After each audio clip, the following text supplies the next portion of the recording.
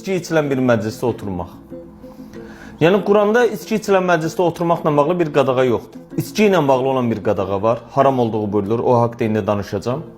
Amma faktiki olaraq bir insanın bir yerdə oturması, yəni bu harada qeyd olunub ki, doğrudur və yaxud da yanlışdır. Bir məsələni nəzərdən qaçırmayaq ki, İslam dini gəldiyi zaman İslam dinini Allahın elçisi kimlərə dəvət edirdi, kimlərə təbliğ edirdi? Həmin o insanlar böyük günahlar işləyirdilər, içkidə içirdilər, bütlərin qarşısında da sitayiş eləyirdilər, insanları da aldadırdılar.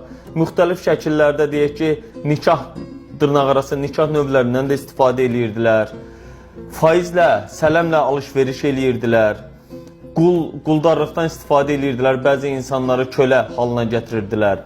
Yəni belə bir mərhələdə Peyğəmbər gəldiyi zaman o insanlar bütpərəst idilər deyə, içki içirdilər deyə, sələmçiliklə məşğul olurdular deyə onlara Allahın dinini çatdırmamalı idimi?